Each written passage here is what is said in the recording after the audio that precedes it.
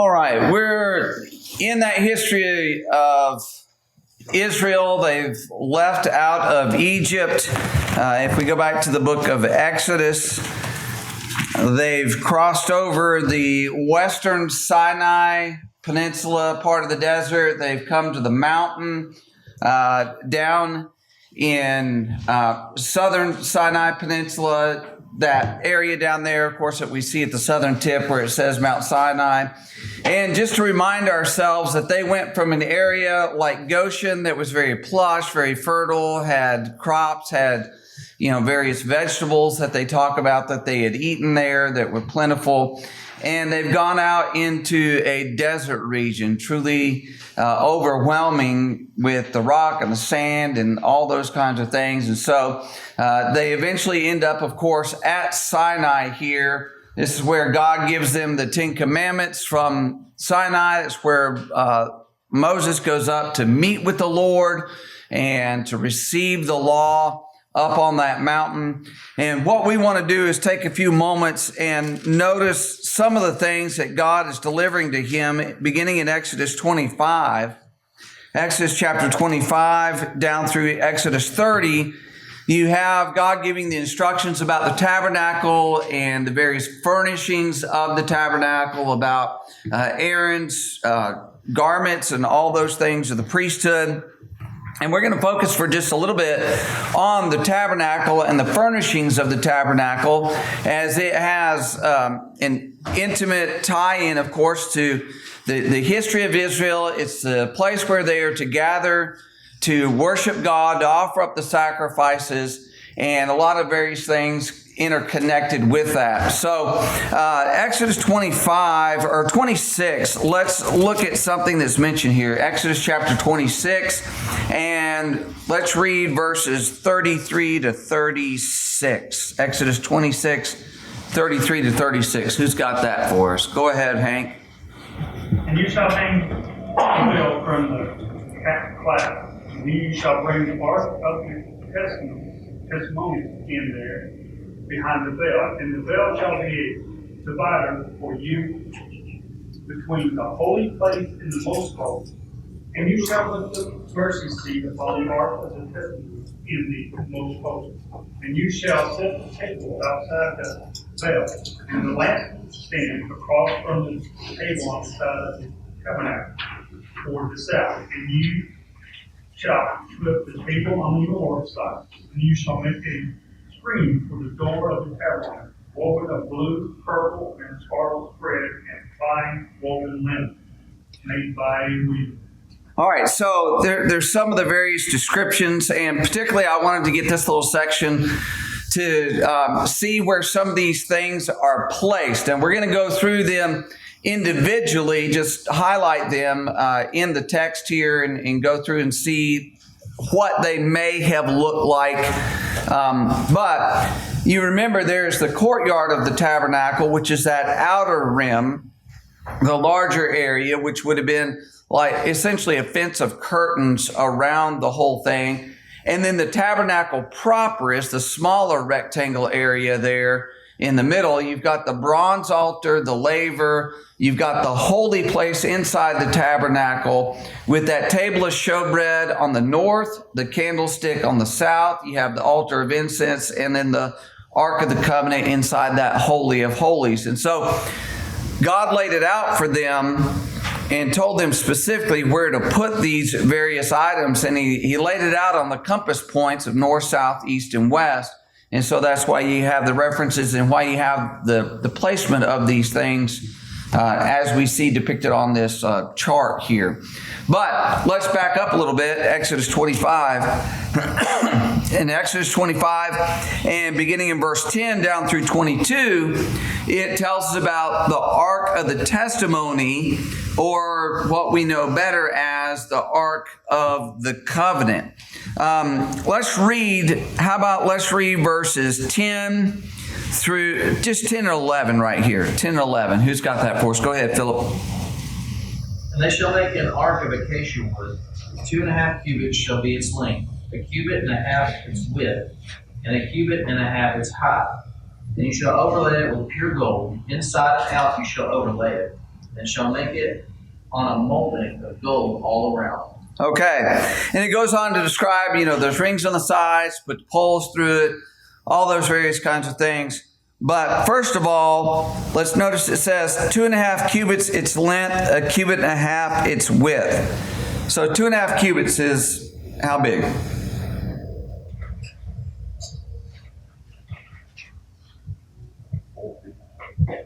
Yeah, about 4.5 feet or so. 4.5 feet. And then it's a cubit, it says, and a half its width. So is that 2.25 feet? Is that right? So in other words, when you think about this, it's not huge, right? It's a much, at least in my mind, when I first became aware of what the actual dimensions were, I realized, that's a lot smaller than what I had in my mind for the Ark of the Covenant. But you have this Ark of the Covenant that's made, excuse me, it says it's made of acacia wood, and then it's covered with gold.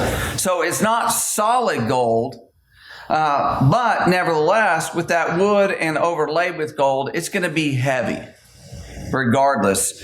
And so you have that, and then it talks about in verses 18 and following how that they are to make the cherubim of gold, one cherub at one end, one at the other, and it's what's called the mercy seat there up on top, and their wings are to come together and touch. And again, this is just somebody's idea of what that may look like. Nobody knows exactly what it looked like when it was originally made, but maybe that gives us a little idea about it. So what was in the ark? Do you remember what was placed in here, Mike? So there was some manna that was placed in there, Aaron's rod, and the table. Mm-hmm. So there were things placed within it that were representative of that relationship between God and Israel. Particularly, you think about that 10 Commandments, thus the name, the Ark of the Covenant, because that covenant represented in the 10 Commandments is placed in there. And then, of course, the rod representing the power of God, the manna representing provisions of God for the people. So that's the first item described, Exodus chapter 25. Now, again, we're going to keep bouncing back to this diagram. That Ark of the Covenant is placed within the Holy of Holies. And then probably for some of you that may be a little bit small, but you've got the veil that's in between. So it isolates off that Holy of Holies. The only item in there, again, is that Ark. Now, the next things described in Exodus chapter 25 and beginning there, excuse me, verse 23, is that table of showbread and the golden lampstand. And we're not going to take time to read through all of that. But the table of showbread, where they put the bread every day on there, and they would place that every day. And then the candlestick with the 7 various little things upon it. Again, this is just artist rendering of it. And those being placed within there, the north side, table of showbread, the south side, the candlestick, opposite of each other. Any thoughts so far on this? So the altar of burnt offerings. Let's go to Exodus chapter 27. Exodus chapter 27. It describes this altar of burnt offerings. Verse 1, made of acacia wood, 5 cubits long, 5 cubits wide. So it's a fairly large size furnishing. I guess that's the right way to put it. So the 5 cubits is 7.5 feet, something like that. So you think about this, they're offering animals upon this. So you've got sheep, you have oxen maybe at times that are offered. And so it's a larger thing, and it's built to where you can put that the sacrificial offering up on the top. The ashes fall down through. They have provision for that. You got the horns of the altar there on the various corners of the altars. Again, rings and poles to be able to transport it and move it when it comes time to pick up and move. The idea of the altar of burnt offerings. Let's read verse 8. Who's got that? Exodus 27, verse 8. Carter. Shall make it hollow with boards as it was on the mountain. So shall they make it. Okay, so what I wanted to key in on, it's repeated through Exodus, really to the end of Exodus here, but as that part in verse 8, you need to make it as it was shown you on the mountain. So any thoughts regarding that? So One of the reasons we don't know what it looks like is you didn't write it all down. okay, yeah, there would be some things about this that Moses would have understood having been shown this, and then they would have put into place that we particularly may not have some of those details.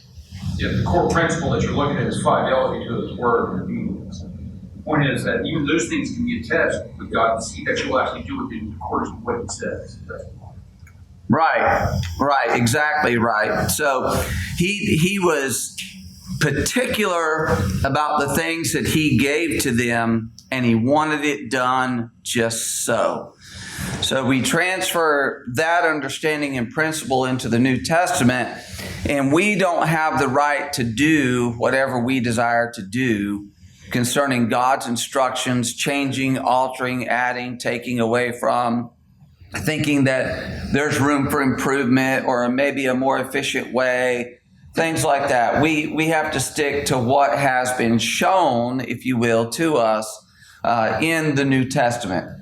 Now, we also get to this Exodus 30, the laver, the bronze laver. And it's not a lot described here, but remember that bronze laver was placed between the bronze altar, the altar of burnt offerings, and the tabernacle itself. So the idea is they offer up that sacrifice, they put their hands in that laver, then they go on in for the showbread, the candlestick, altar of incense, which is this last one in Exodus 30, verses 1 through 10. It describes that bronze or altar of incense here. So you have all those things that they are to make, and we just skipped over it, but you've got the curtains of the tabernacle, the poles of the tabernacle, all the little fasteners of the tabernacle and of the courtyard in general. So you've got all these various things. I would like us to turn to Exodus 36. Exodus 36, because this has to go from concept to reality. It has to go from a plan on paper or parchment or in Moses' mind, but of course he records it as we have here. It's got to go from that to something that's actually built and useful. So there has to be materials to get this done. So Exodus 36, let's read verses 2 through 7, please. Exodus 36, 2 through 7, Tanner. And Moses called Bezalel and Oholiab and every skillful person in whom the Lord had put skill, everyone whose heart had stirred them to come to the work to perform it. They received from Moses all the contributions which the sons of Israel had brought to perform the work of the construction of the sanctuary. And they still continued bringing to him free will offerings every morning, and to all the skillful men who were performing all the work of the sanctuary came, each from the work which he was performing. They said to Moses, "The people are bringing much more than enough for the construction work which the Lord commanded us to perform." So Moses issued a commandment, and a proclamation was circulated throughout the camp, saying, "Let no man or woman any longer perform work with contributions of the sanctuary." Thus the people were restrained from bringing any more, for the material they had was sufficient and more than enough for all the work performed. Okay. So, first of all, where are they? When this plan's revealed and when they say, we need stuff to make it. Wilderness. What kind of wilderness? Sorry to be tedious, but what? Desert. What's in that desert? Rock. There's just rock out there.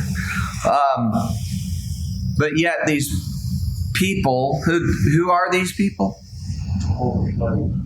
Yeah, they were slaves down in Egypt.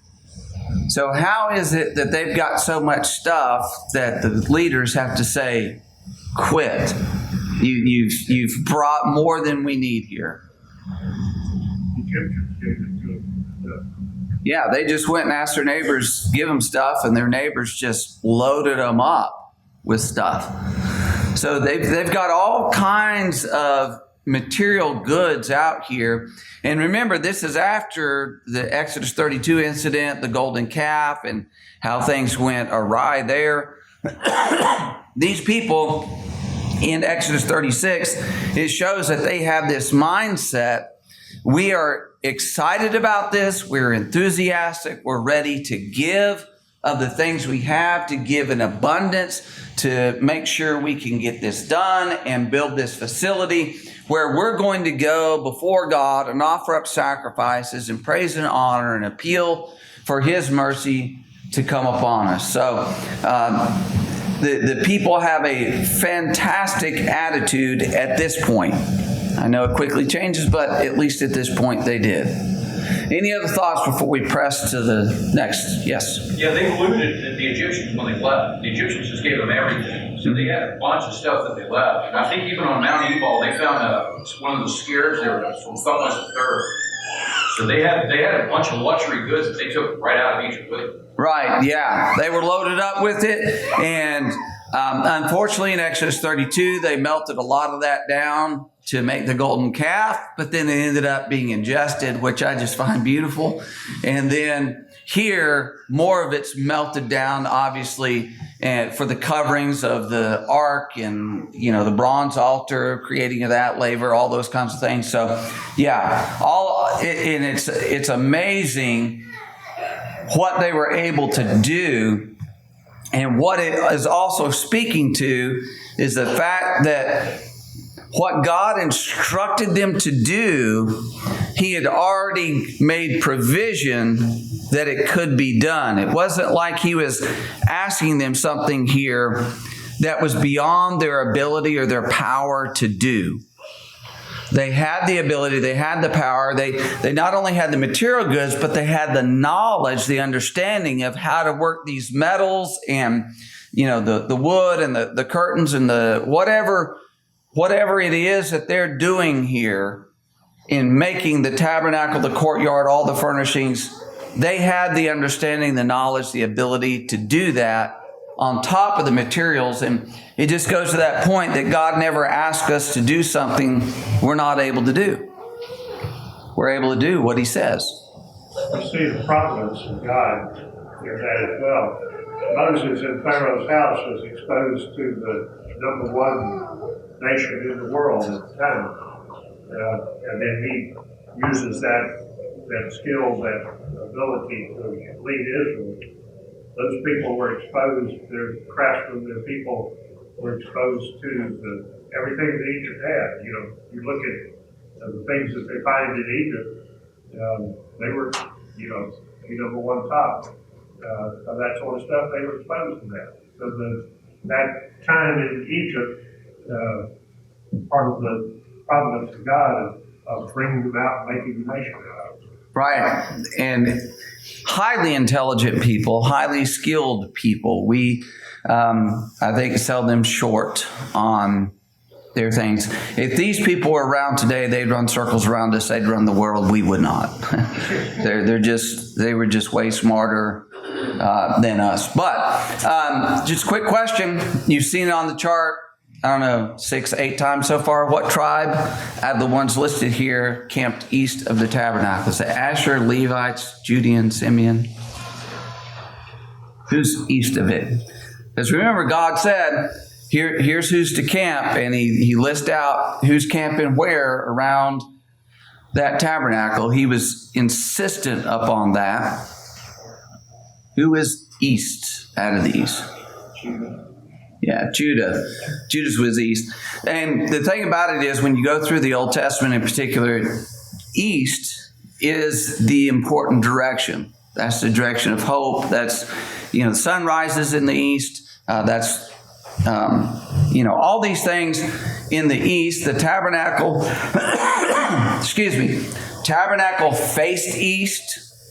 And so there's some meaning in that. But Judah being the one that's really the leader among the people. And you see that really from the time of Joseph's time, when Judah steps up, the entire last part of the book of Genesis, when it's talking about Joseph so much, there's a counterpoint of Judah in there, and him coming to the fore as the leader of all the brothers, and the one through whom Christ is going to come. And so Judah's on that east side there as well, and they were leaders among all of the tribes.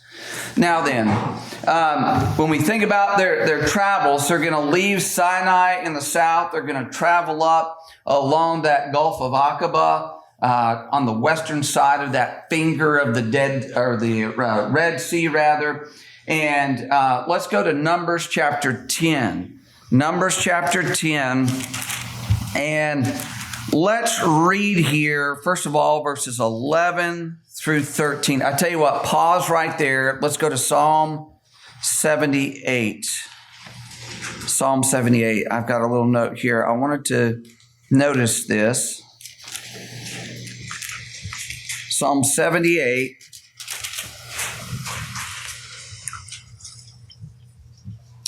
And begin reading with me in verse 12. It's a little longer reading, but it's interesting what the psalmist records here. Marvelous things he did in the sight of their fathers in the land of Egypt, in the field of Zon. He divided the sea and caused them to pass through, and he made the water stand up like a heap. In the daytime also he led them with a cloud, and all night with a light of fire. He split the rocks in the wilderness and gave them drink in abundance like the depths. He also brought streams out from the rock, out of the rock, and caused waters to run down like rivers. But they sinned even more against him by rebelling against the Most High in the wilderness, and they tested God in their heart by asking for the food of their fancy. Yes, they spoke against God. They said, "Can God prepare a table in the wilderness? Behold, he struck the rock so that the waters gushed out and the streams overflowed. Can he give bread also? Can he provide meat for his people?" Therefore the Lord heard this and was furious, so a fire was kindled against Jacob, and anger also came up against Israel, because they did not believe in God and did not trust in his salvation. Yet he had commanded the clouds above and opened the doors of heaven, had rained down manna on them to eat, and given them of the bread of heaven. Men ate angels' food. He sent them food to the full.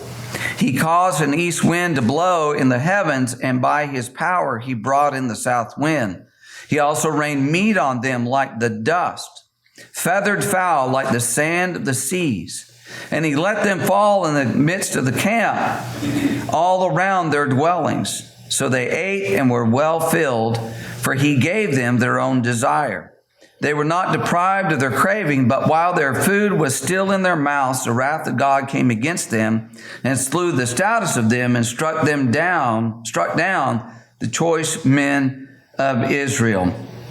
So we'll pause there, but this is a good summary of what we're about to run through, of how these people, in spite of everything God had done for them and how he had shown his care for them, they continued to complain and rebel against him.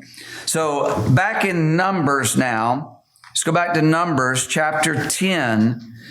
The children of Israel have been at the base of Sinai, camped out for about a year now, and it's time for them to move. So let's read Numbers 10, verses 11 through 13, please. Numbers 10, 11, 13. Who's got this? Philip?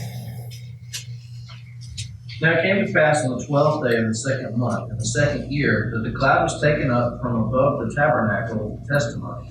And the children of Israel set out from the wilderness of Sinai on their journeys. Then the cloud settled down in the wilderness of Paran. So they started out for the first time according to the command of the Lord by the hand of Moses. And if you would jump down to verse 33 and read to 36, please.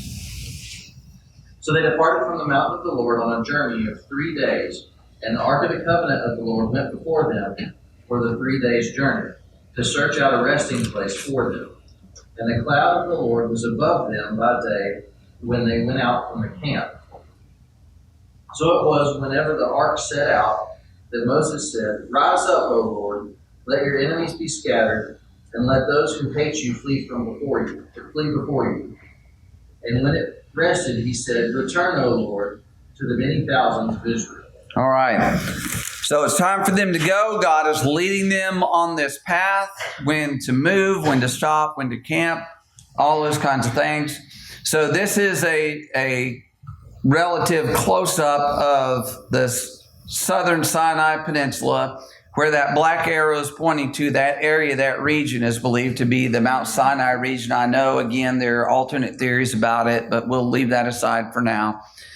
But they are in this area. They're getting ready to head east-northeast and then continue on around that finger of the Dead Sea there. It talks about how that they go for 3 days' journey. They come to a place called Terabah, or also it's renamed because of what happens here. In Numbers chapter 11, verses 1 to 15, the people complain again. There's fire sent out from the Lord because they're dissatisfied about the manna that they have been eating.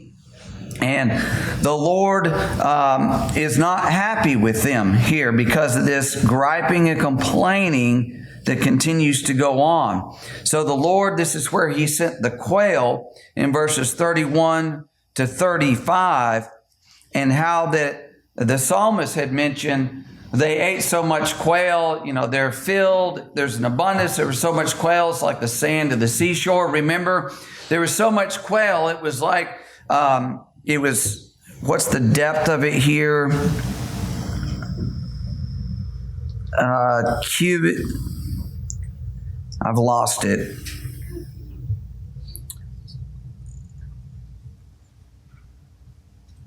Two cubits, verse 31. 2 cubits, so it's about 3 feet. And you walk for a day's journey. And it surrounded the camp. So they're encircled with all these quail around them. So there was more than enough for this large group of people, 1.5 million to 2 million people, have so much that they can eat it, they can be filled, because God wanted to prove to them and show them, I can provide more than enough. You don't need to worry about that. And yet here they are skeptical in it, and God punishes them for it. And it says that, they buried the people who had yielded to the intense craving, Numbers 11:34, and they named that place Kibroth Hattaavah. That's the idea of that intense craving, or graves of craving. So this is that area. No one knows exactly where that is, but Sinai is represented in area, in that little green triangle. Kibroth Hattaavah, somewhere off to the east-northeast, and then turning more northerly, they get to this place called Hazeroth. But this is fairly well known, pretty confident where this is. This is what that area looks like. Just utterly and totally barren. So this is where they end up. Numbers 11:35. Numbers 12 is where they are when the incident with Miriam and Aaron play out. Who remembers that incident with Miriam and Aaron? What happened?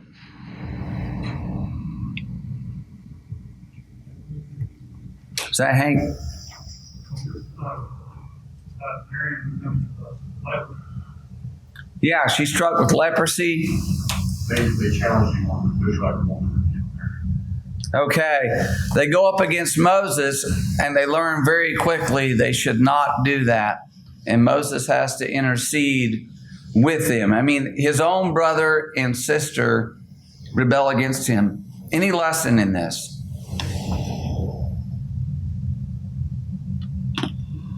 One of the lessons I get out of it is people you would think ought to be the most supportive and backing you up at times, they will do things that absolutely they'll try to undercut you, they'll oppose you. And that's not to say that we're perfect people and you can never say anything or question or anything. That's not what we're saying. But when you're trying to do what's right, when you're following God's will, there will be times when people will look for something and find something to try to get at you with. And here that happens with Moses and Aaron and Miriam.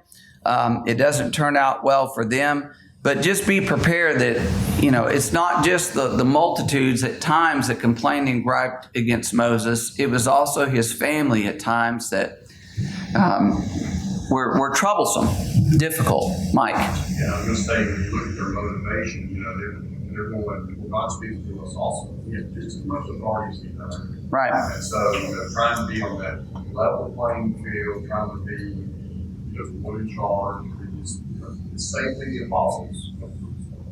On the right hand side. Right, exactly right. So, and this is all when they're coming out of Sinai. They're headed. At this time, they have an expectation of going into the land of Canaan. And in my mind, if I was Moses, I'd be like, can I not catch a break? We come out, they're griping about the food, all that unfolds, the quails unfold. And now, Aaron and Miriam.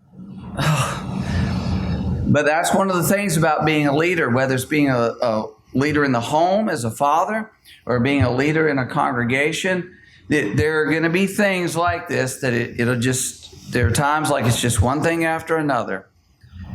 And we have to have patience. We have to have trust in God. We have to lean upon God for wisdom. And we need to have humility, as Moses had humility going through these things. Just trust in God as you're going through it and act right, do what's right. All right, so they're leaving out of this area. They're going to send the spies in, chapters 13 and 14. And one of the questions in the workbook was, from what wilderness did Moses send the spies? What wilderness was that? Question 8 in the workbook, by the way. What's that? Okay, there's Paran and Zin. Okay, and those kind of overlap. If we look at the maps, they overlap with each other. So you see the wilderness of Paran there at the northern tip of the Gulf of Aqaba, and you go further north, wilderness of Zin. So those are relatively in the same area. They're going to be launched out from here to go into that land of Canaan and spy it out. How many spies were there? Or how many days? I'm sorry. How many days? 40. Yeah, 40 days. Anything interesting about that 40 days? What's that? It's used over and over and over. Okay, Moses up on the mountain 40 days. Jesus in the wilderness 40 days, fasting, and then he's tempted out there. Here's his 40 days. Yes, 40 days is a regularly occurring number. And it very often has to do with trial type situations. The number 4 being an earth number, 4 corners of the earth, stuff like that. 10 being complete. So there's a complete spying out of the land, just like Jesus had a complete time of temptation. Moses had a complete time up on that mountain, if you will, receiving things from the Lord. But 40 days, they go up and they spy out the land. Of course, what happens in that occasion? Numbers 14. What do the spies come back with? it was spies who came to that report. Caleb here. Yeah, what were those 10 spies worried about? People were too strong for him. You know, like faith, God told you to take the land. They did. They did. Other thoughts there? Giants. Okay, there. Giants. You're literally seeing it right here because we saw the giants, the sons of Anak, which came with the giants. We were in our sights as grasshoppers, so we were in their sight. Yeah, later, of course, we have some specifics about Goliath, who's a giant, some 9.5, maybe 10 feet tall, depending on the length of the cubit and all that kind of stuff. But there were some big people in this land, and they had walled cities. When they were down in Egypt, Egypt generally did not, at this time, have walled cities. They were so isolated, they didn't have to have that kind of thing. But up in Canaan, because remember, Egypt had essentially a unified government over it. In Canaan, you have these city-states, and they're fighting and warring, and so they had these walled cities here. And of course, they were apt to be invaded even by kings from Mesopotamia, as Genesis 14 points out. But it's a different environment there. And these people who have no weapons, really, they don't have siege equipment. They go up in there and they spy it out, and 10 of them come back, think there's no way we're going to be able to do this. But 2 of them, of course, had faith. But who won the argument for the day? The 10 did. Mike? Well, I always thought it was bizarre that they actually brought some of the produce and look at what's out there. But we can't. Yeah, it's great. It's great, but we can't do it. And you know what amazes me is it wasn't that long ago that they had crossed that Red Sea. And the entire Egyptian army is annihilated in that Red Sea.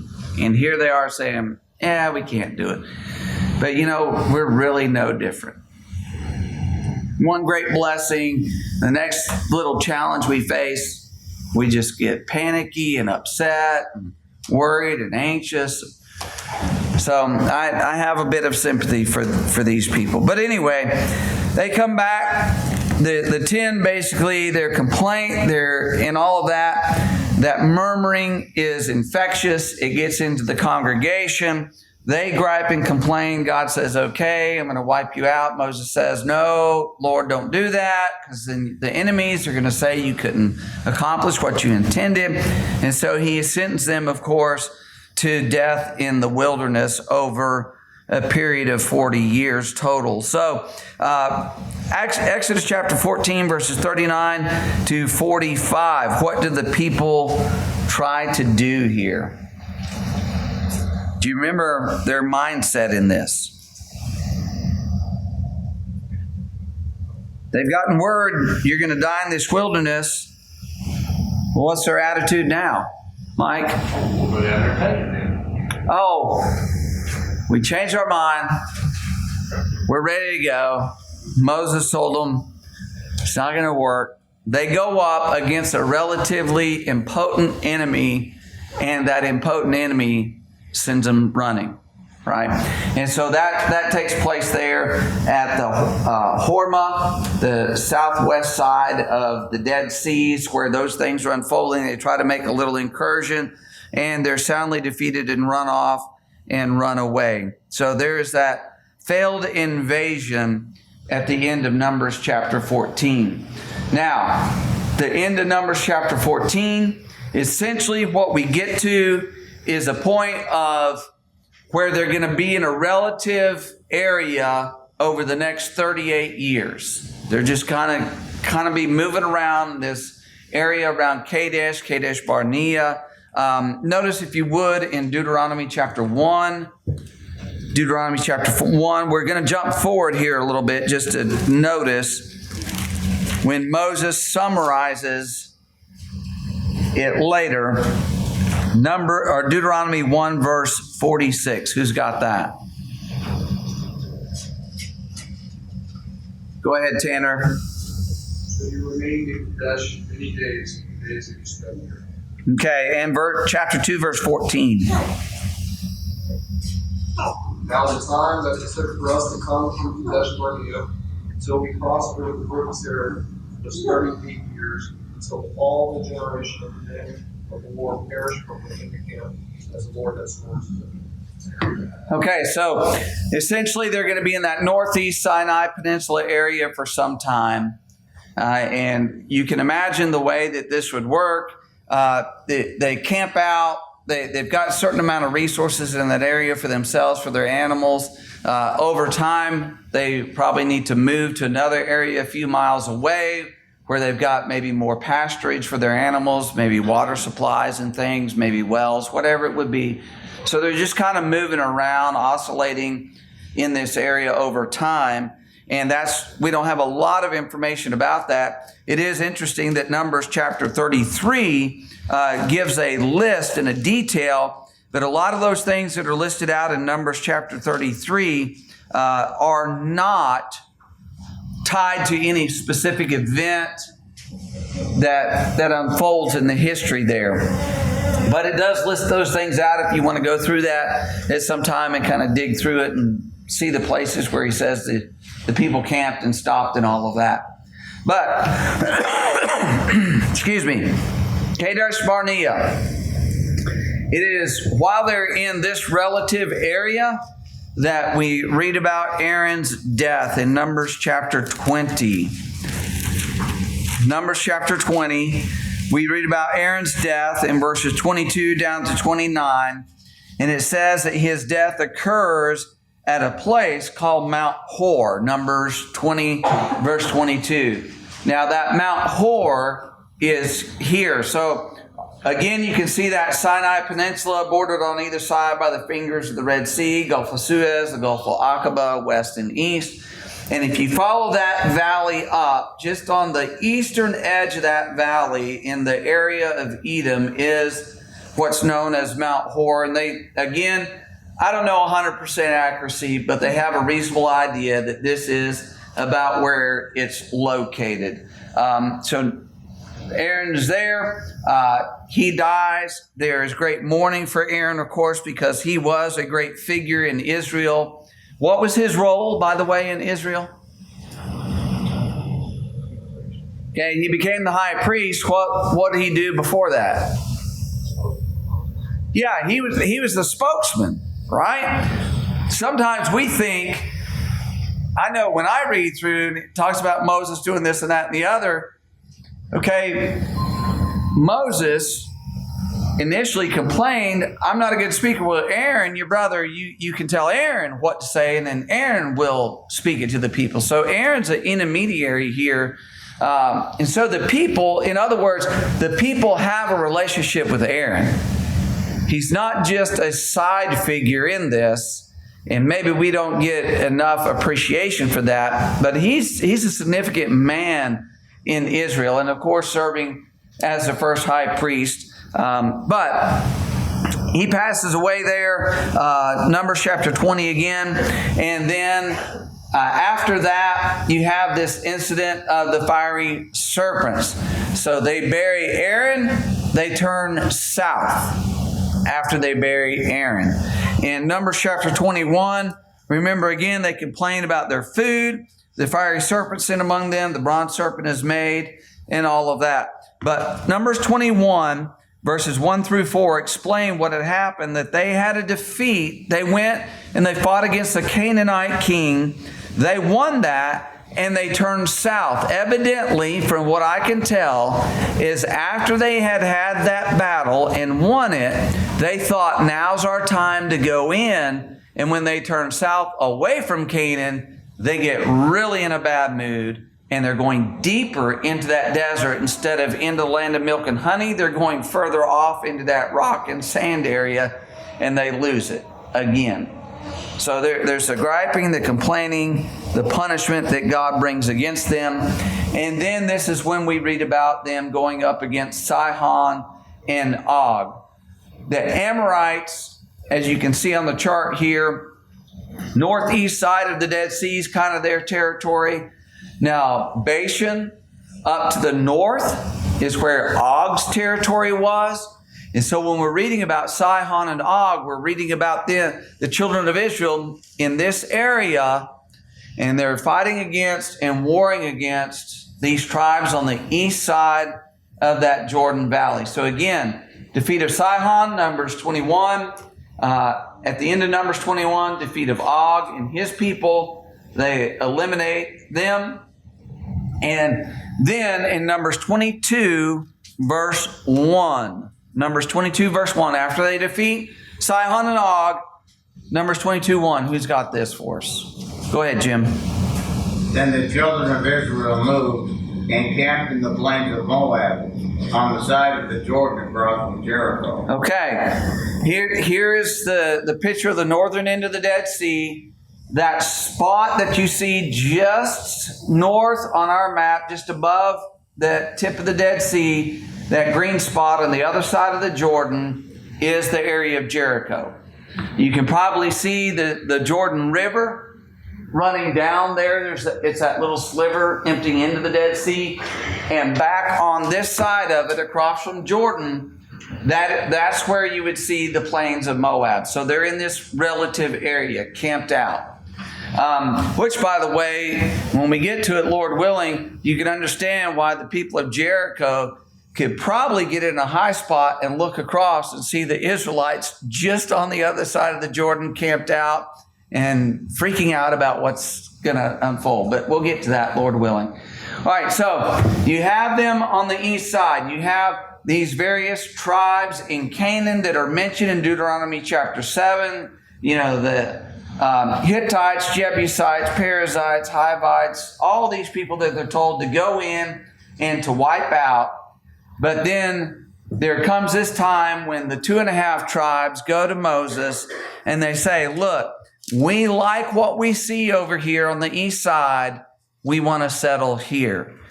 And something that I just want to point out, and we'll wrap it up here. These 2.5 tribes settle on the east side of Jordan.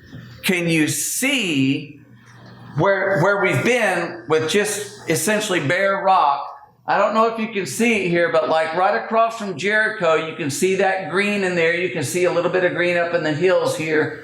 But you go further north up, remember, where is this area of Bashan, right? So the Sea of Galilee.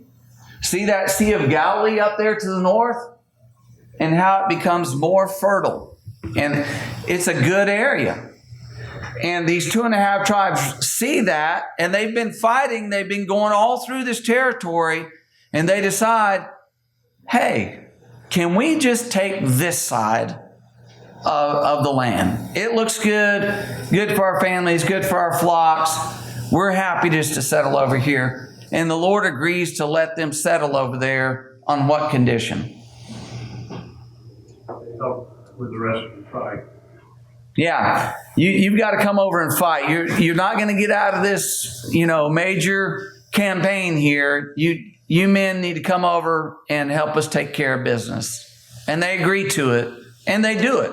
To their credit, they do it. But you can understand why they look at this and go, this is nice. We'll settle here. All right, any other thoughts before we wrap it up? All right, thank you all, Lord willing. Go ahead to lesson number 4 next week in the workbook, lesson number 4.